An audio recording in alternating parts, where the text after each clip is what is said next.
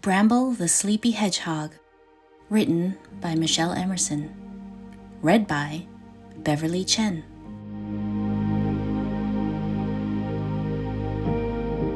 Welcome to Thimbleberry Stories, where warm and cozy tales await you. If you love gentle bedtime stories that make you feel snug as a bunny in a burrow, be sure to like and subscribe so you never miss a new adventure. Now, get comfy, pull up your favorite blanket, and let's begin tonight's story.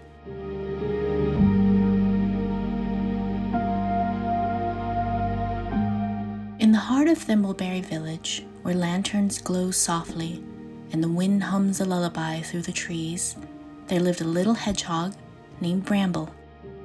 Bramble loved cozy things, fluffy moss beds, warm cups of chamomile tea, and the soft hush of falling leaves. But there was one problem. Bramble just couldn't fall asleep tonight. His little home was snug, his blankets were tucked, and the moon was high, but still he tossed and turned. The stars twinkled, the crickets chirped, but sleep wouldn't come. So, he decided to take a midnight stroll. With a tiny yawn, Bramble padded out of his house, his paws rustling the leaves.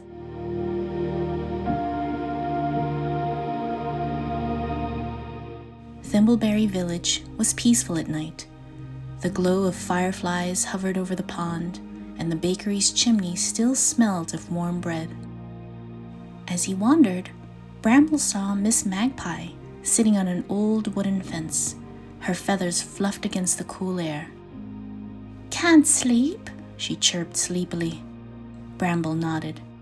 "Try counting the fireflies," Miss Magpie suggested before tucking her head under her wing.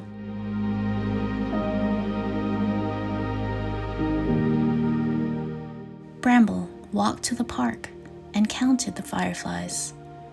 1, 2, 3, 4, 5, 6, 7, 8, 9, 10. But he was still awake.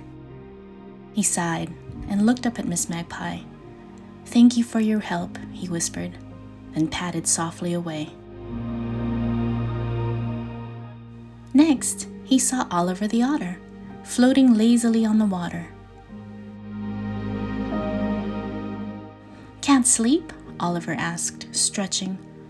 Bramble nodded again. "Try floating like me. It's the most relaxing thing," Oliver suggested. Bramble waded into the cool water and drifted, floating along next to Oliver. But as much as he loved the ripples, it didn't make him sleepy.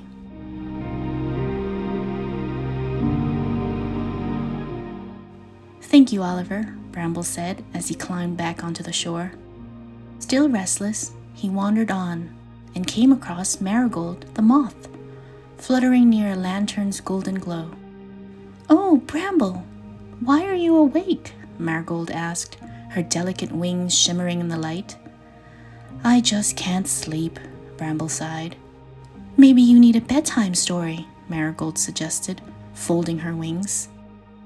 "When I was just a caterpillar, my grandmother told me the tale of the moonflower, a blossom that only opens when the world is still and quiet."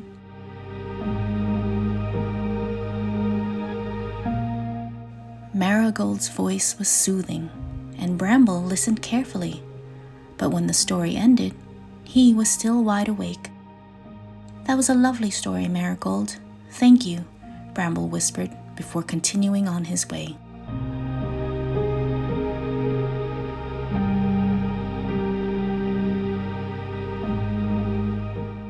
A little farther down the path, Bramble found Toad, sitting in a lily pad in his garden. "Can't sleep?" Toad asked in his croaky voice. Bramble nodded. "Try taking 10 deep breaths. Feel your paws on the earth.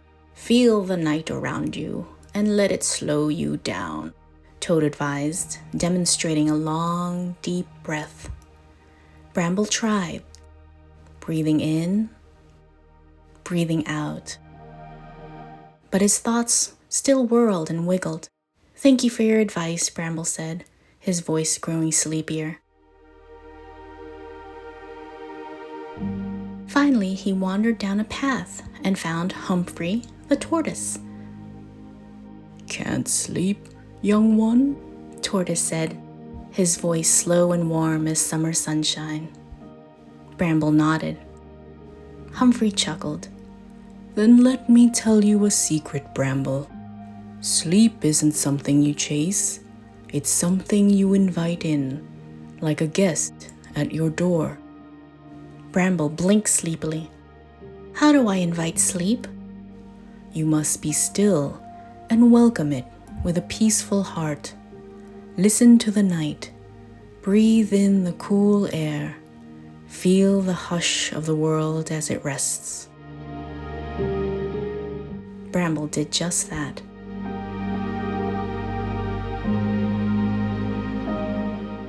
He closed his eyes, listened to the soft wind in the trees, the rhythmic croak of the toads, the gentle lapping of the pond.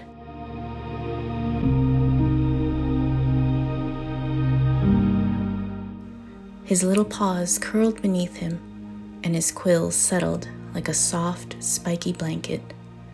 And just like that, sleep came, tiptoeing in. Miss Magpie sighed in her sleep. Oliver floated gently on the pond. Marigold dozed on a branch. Toad smiled from his garden. Humphrey gave a slow, wise nod. Bramble had finally found his way to dreamland, and in the hush of Thimbleberry Village, all was well. The end.